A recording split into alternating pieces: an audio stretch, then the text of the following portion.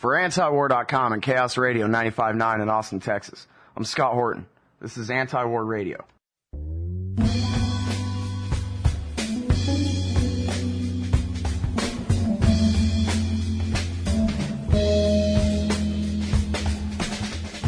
All right, our next guest is Matthew Harwood. He is a journalist out of Washington, D.C.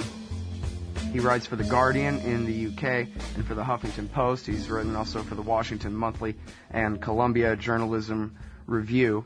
And he's got a chapter in the new book, Attitudes Aren't Free, Thinking Deeply About Diversity in the U.S. Armed Forces. The chapter is 25, Enjoining an American Nightmare. Welcome back to the show, Matt. How are you doing? I'm doing good, Scott. I appreciate you joining us today. This is very powerful stuff here. Good job. Congratulations. Thank you. I appreciate that. And so the nightmare that you're talking about is the torture regime of the Bush years, which I guess, the renditions are continuing even now. I don't know if Obama is sending people straight to Hosni Mubarak to be tortured to death or whatever still, but I guess that's how secrecy works. Well, I think, too, maybe not physical torture still exists, but we still have tons of people in Gitmo that have been held indefinitely for, what are we going on now, 8-9 years? Right, and have been told explicitly that even if they're acquitted by their military tribunal, which is a joke in the first place, that we'll still hold them forever anyway if we feel like it. Yeah, it's pretty amazing, isn't it? Yeah, and that is torture, too. Being held without charges, without any method of remedy or a chance to tell a guy in a black robe, hey, give me a chance here. These guys are wrong. Stand between me and the government, please. That's the best hope we have in this so-called limited constitutional state is the judges. I'm going to say maybe it's my fault for not making this argument more forcefully, or more forcefully, I should say. But that I agree with you. That is a form of torture. I mean, to basically have your liberties ripped away from you for 9 years, especially if you've done nothing and they can't prove their case. Yeah, well, I mean, I guess it's not a big deal if you believe in reincarnation. So, but for the rest of us, you only get one life. You better believe in an afterlife. Couldn't agree more. Yeah. It's funny, when I was younger, I was young and indestructible, and I was going to live to be 90 years old no matter what, and I don't know, I guess now I'm in my 30s. Does that count as old? I got a couple gray hairs on my chin, and I one time got hit by a Suburban, too. That kind of changed things a little bit. I got a different view now of the value of at least my own life and how valuable each day is that passes. And I can't imagine spending the rest of it locked in some cell for some bogus charges. Even, again, aside from the physical tortures, just you're in here until we say so, but we probably won't ever say so. But it's a resort down there, isn't it? Oh, yeah. Charlie Daniels went and did a PR stunt for the DOD, and I heard it was great. They feed him lemon chicken, which is apparently wonderful. The arguments that are made. All right. Now, again, it's Matthew Harwood. The chapter, you can find this online at Google Books. The book is called Attitudes Aren't Free, and the chapter is chapter 25, Enjoining an American Nightmare. And well, I'd like to basically just set you up to go off here. Let's start off with the moral argument that you make. And you're making this argument with a military audience in mind, I take it. Yeah, that's exactly, and that's basically the only audience of the book is the military. Except for the audience of Anti-War Radio that's all going to read it later. I hope so. I'm sure they can. I'm sure that the book deserves a little bit more exposure than it's gotten so far. But yeah, I mean, you're right. It's basically, for me, the best argument is the moral argument, and it's about who we are. And I think with the United States, especially with our supposed belief in enlightenment principles and the dignity of an individual, that we wouldn't do this to other people. And then we can just get into the other things. It's counterproductive. It doesn't work. There's also the practical argument is that if you're in the military and you don't want to be considered part of a military that tortures, because you're afraid you'll be tortured in return when you're captured.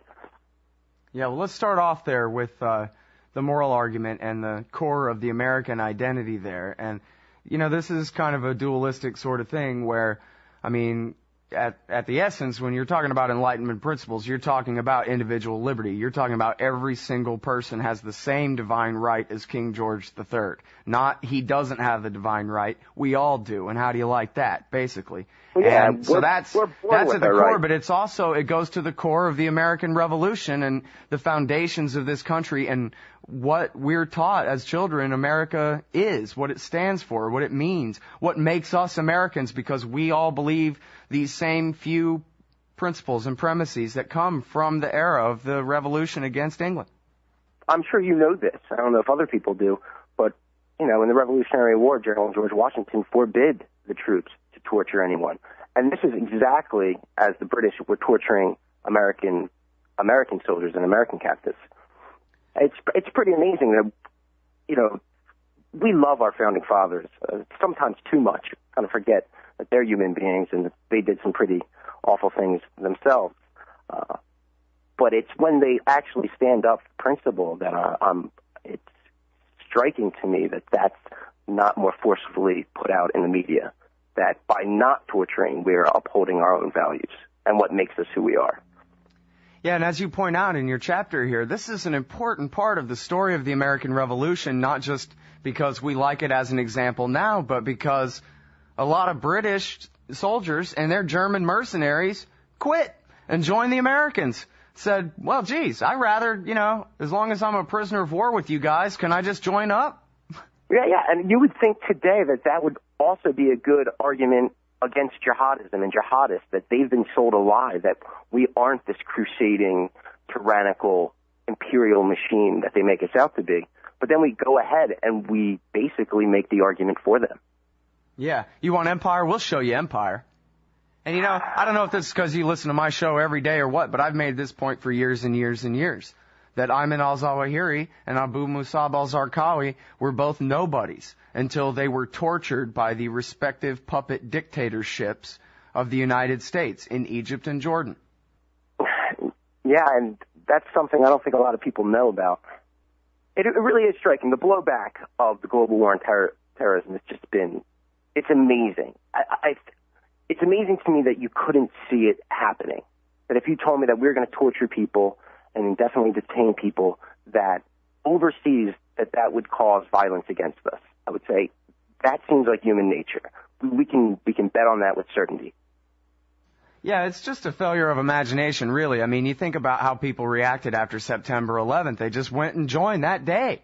They woke up the next morning, ate their cornflakes, and went down to the recruiter's office. I'll be damned if I'm going to let anybody kill a bunch of thousands of people in my country without getting a bullet for it. They all joined up. Well, it's the same thing when we bomb them. What's so hard to imagine about that, other than I guess people have never heard it stated out loud before in their lives? They think Iraq, they think the Middle East, and they picture the Disney movie Aladdin or something, where everybody's a cartoon character, and they act and feel however we say. Well, I think jihadism obviously plays a part in all this, and I don't want to minimize that. But you have to think what makes people want to latch on to such a violent ideology. And we should be honest about it, it's imperial itself. But right now, it doesn't have even close to the capability of doing anything that it wants to do. The only thing it can do is make us try to do what it wants it to do and prove the argument, the jihadist narrative for them. And that's exactly what is going on today. I mean, we know now with the Times Square bomber, I should say, it's been reported that he was really angry, one, over the Iraq War, and number two, over drone strikes that he may have witnessed in Pakistan. I mean, that seems like blowback. Yeah, in fact, not to say that, I've been kind of beating the dead horse about this all week, Matthew, and that even David Sanger, who's Barack Obama's go-to guy, head liar about the Iranian nuclear program at the New York Times, even wrote an article where he kind of, I think, reflecting discussions that he had with his administration sources, sort of posited, wow, is it possible that using robots to shoot Hellfire missiles at women and children in Pakistan is counterproductive? Maybe, Washington, D.C. is all a Twitter this weekend with the possibility that people might commit a terrorist attack in retaliation for something that America did, Write it down. It's May 2010 as we're discussing this right now. Seems like an iron rule of the universe to me. Jeez. All right, well, now, so let's talk about the pragmatic and practical things going on here, because there's this whole tough guy attitude that says, the law, morality and the divine right of every human being to their own life, etc. These guys are bad guys. They're evil jihadists, and screw them. I don't care about their rights. They don't have rights. Torture them. That's how we get good intelligence and prevent L.A. from getting nuked, like on TV.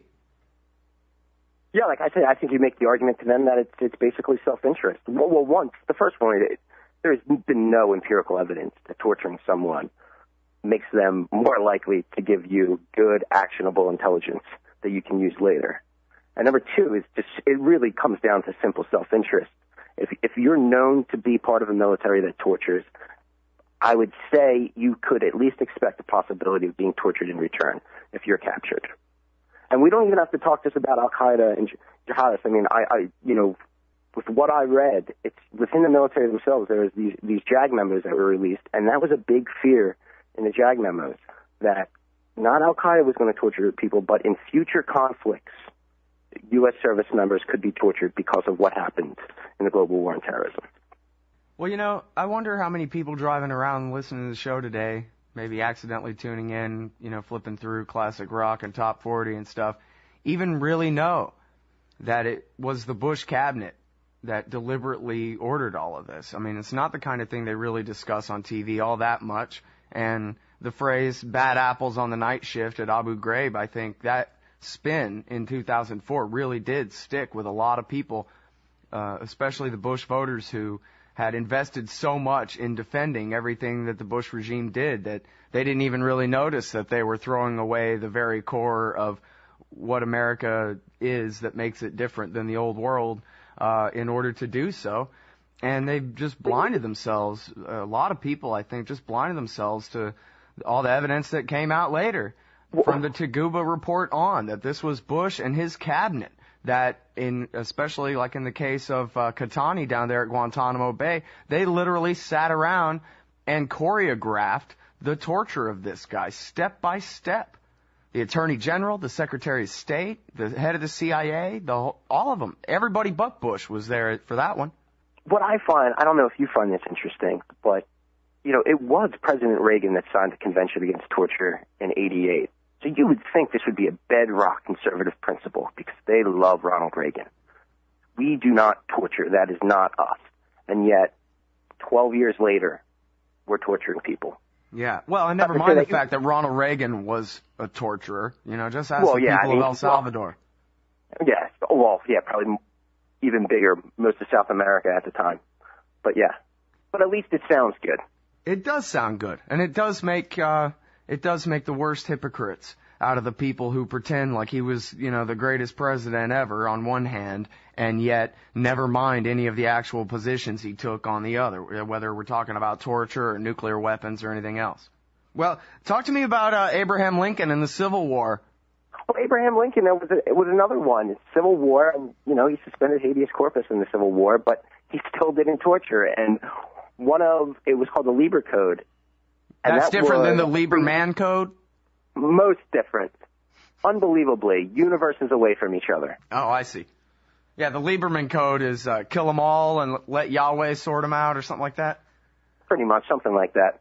But it was Francis Lieber was a professor at Columbia College in New York at the time, and he basically drafted one of the first laws of warfare. And one of the basic things was you will not torture to extract confessions from someone. And then afterwards, that was drawn upon to start creating all the international laws of war leading up to the Geneva Conventions.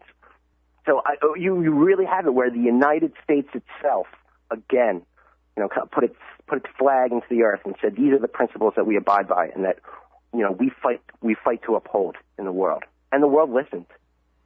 Yeah. Well, It's funny that we're violating our own principles while the rest of the world who used to do these things looks at us in horror. It's funny. It's sort of like the dollar's the reserve currency of the world because it used to be based on gold and was actually good for something back in the day. It's sort of the same thing with all this war where the American people kind of accept that it's okay for us to violate any of our own principles in order to wage war because we're so good. We already have the Superman costume on, so it doesn't matter whether we actually do bad things because we're us and we know how good we are. And sooner or later we find out that actually we've given up every last thing that made us better and different than the old world. Well, don't you think it's interesting, too, that when we do these things overseas, and I don't mean terrorism attacks when I say it starts to come home to us. You really have to look at the things that we're thinking about. I mean, stripping someone of their citizenship if they're just even accused of being a terrorist. And then you also have what's going on in the Hill with this talking about taking away Second Amendment rights for someone that's put on the terrorism watch list. Now, that sounds commonsensical, but at the same time, if there's not real due process going on there, you're ripping away one of the Bill of Rights away from people. Sure. Well, and of course, especially when we live in an era where we already all know that the government will call anything that they feel like terrorism. They'll go ahead and, they've already been busted using the Patriot Act in regular drug cases and surveilling some strip club where there was some, money laundering going on in Las Vegas or whatever. They don't care. They'll use and abuse the laws however they want. They'll go up, the head of the FBI will go up to Congress and say, oh yeah, the national security letters and the administrative subpoenas, we abuse the hell out of those. And we're going to continue to. Thank you very much for your time today. And then he walks right out. Well, it's kind of funny, too, when you bring up national security letters. As far as I know, I don't know how many terrorist convictions they've led to. If they've led to any, it's been minuscule with the number of letters that they've put out. So you're right. I mean, it's an abuse of power. We gave them the power, and now they're abusing it. I would think that people would understand that that's going to happen. What about accountability? I guess it's funny. I think back on it. The other Scott Horton from Harper's Magazine, he was really right that all the pressure should have first been for a torture commission, because that would have kept it in the headlines, it would have kept the leaks coming out, and kept the outrage building. And instead, what we got was a preliminary investigation that they already announced in the Washington Post has been narrowed to the question of just a few cases on the lower level where the actual torturers went beyond their torture instructions and tortured people all the way to death. That in some of those cases, they're having a preliminary investigation to see whether there ought to be an investigation into whether there ought to be any criminal charges for the lower level CIA guys actually doing the torturing, which I'm for as far as that goes. But it ends up where, just like Abu Ghraib, we have some master sergeant as the highest level person convicted for these crimes. We all know it went straight to the top. I mean, it's that simple. And you're right, they're kind of cleaving out this small little legal area to prosecute these people. I think the tragedy is that the torture itself isn't on trial. It's whether or not they went beyond what their superiors said they could do. They're absurd. The torture memos that legalize this stuff, the Bush Office of Legal Counsel and the Bush White House repudiated their own memos themselves before the Obama team even came to town. Well, it is funny to think that it only amounts to torture when you're torturing someone, and I believe it was number 2 that you cause basically enough damage to cause death. Because, people don't think sleep deprivation and stress positions are torture, even though they are. I mean, I've read accounts of soldiers that were tortured with sleep deprivation, and they say it's the worst thing possible. I mean, it starts to fracture the psyche. So, the wounds may not always be visible, but they're there.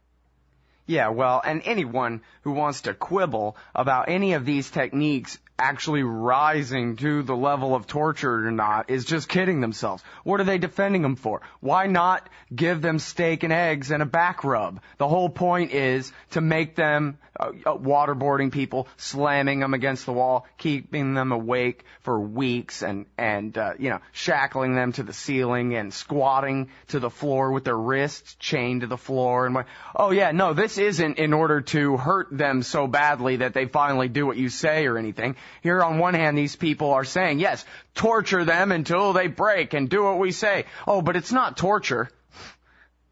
And that works. In government, school, educated America in the 21st century, that works. I mean, people, regular non-government employees adopt these arguments. We gotta torture them, but it's not torture. But the scary thing among the people in power know what they're doing. They know it's torture. And to be honest, I don't think the American public is that stupid that they don't think it's torture. I mean, I think when we talk about sleep deprivation or stress position, sure, people could argue and say that doesn't sound like torture. When we start getting to waterboarding and slamming people around, people know that's torture. So the question becomes whether they care or not. Is it because they're fearful, or, as you say, that we just feel we're Superman? We can do what we want. I just really can't buy the argument that people don't think most of this stuff's torture. Yeah. Well, and, a big part of it, too, is what they don't know. I mean, I've heard a lot of people talk about, when I heard that they waterboarded Khalid Sheikh Mohammed 183 times, believe me, that's pretty bad. I'm against it. But, of course, the easy war party argument against that is, you care a lot about Khalid Sheikh Mohammed, huh? And 2 or 3 people were only ever waterboarded, and not that many times. And actually, the 183 is the number of pours, not the number of different waterboarding and all that. And yet, meanwhile, we've already known, Matthew, for years and years and years, that they tortured thousands and thousands and thousands of people all across Iraq. Tony Lugaranis spilled his guts to PBS Frontline in the torture question and said, listen, Abu Ghraib is nothing. You should see what we do to these people in their houses. Let me tell you about the people who we would freeze almost to death and then sick dogs on them and then strobe lights and drugs and then beat the hell out of them. And this went on for years. Corporal Fishback came out and spilled his guts about, we call him a puck. A person under control, which means not a human, right? Because they have an acronym now. And so I'm going to go smoke a puck means I'm going to go burn one with a cigarette. And I'm going to go beat a puck means I'm going to go hang him from the ceiling and use him like a heavy bag and practice my Muay Thai kicks. And this went on across Iraq for years. Well, Iraq and Afghanistan, too, what needs to be said in this is that the Geneva Conventions apply in Iraq and Afghanistan. Regardless. I mean, it is an active combat zone. So right, and it binds us. It doesn't depend on whether we recognize the Taliban signature to the Geneva Convention, even though they were members of it, and even though they were winning their civil war at the time we intervened there. It doesn't matter that they claimed it was a failed state, and so their signature doesn't apply. It's our signature that applies. That's true, and also that if you're a human being, it applies. Now, you may lose specific Geneva rights. I mean, they always talk about if you're a guerrilla or you're a terrorist, if you're not wearing a uniform. But that doesn't mean that you lose your right to humane treatment. And that's what happened. And that's scary. Yeah, well, you brought up when we talked about Ronald Reagan and all that. It really wasn't that long ago, 1983, I guess I was in second grade. And this is when a Texas sheriff was prosecuted by the federal government for violating the civil rights of a man that they had waterboarded. And you actually wrote something in here that I had never seen before about this case, a quote from the judge when he was sentencing the sheriff and his deputies for torturing this man in 1983. What did he say? I basically said that his behavior was like a dictator of a small country. Yeah, would embarrass the dictator of a small country. Oh, I'm sorry. So he said it would even embarrass. That's right.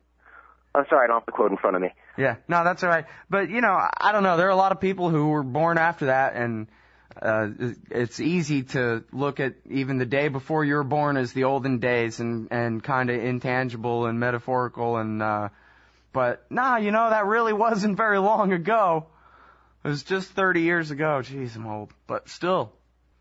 You wonder if within the public, I don't know, I hate being the person that thinks, now is always worse than what it was in the past. But you got to start wondering, is there something in this country now that rights are considered my rights and not everyone else's rights? Like, certainly I have the right not to be tortured, but other people don't. Yeah, well, and that's how it is with everything. I don't know if it's just the human condition or if I think a lot of it really is the government schools, but everybody... Well, unless they have a real ideological conviction about it, basically the default in this society seems to be that nobody else can be trusted with freedom. I mean, what would that mean? you know. That's true. And actually, if I could pick a fight with you, because I do listen to the show, Scott, I love it. You know, you always rail against government-controlled school, and that's fine. But there is a responsibility of a citizen that when they're done in the government school to go outside and educate themselves. Absolutely. I mean, all the things that we learned, we didn't learn because we read a textbook. We went out and we actively pursued this type of information because we care about it. And we think it's our responsibility as Americans to uphold the best of what America means and stands for within the world. You know, as it gets worse and worse, more and more people get it. So maybe there's a chance here that we can, you know, get near a position where we can hit a reset button and get a little bit back on track. Unfortunately, that whole hope change thing from 2008 really diverted a lot of people.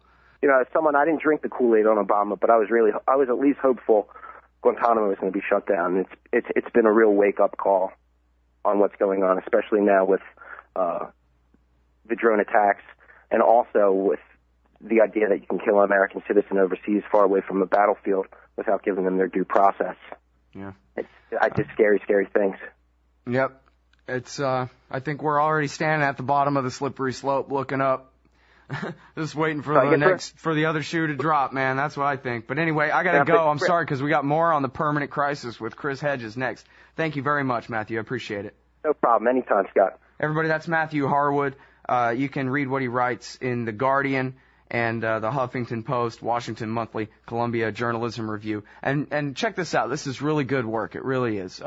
Enjoining an American Nightmare. It's chapter 25 from a book called Attitudes Aren't Free. You can read the whole thing for free at Google Books.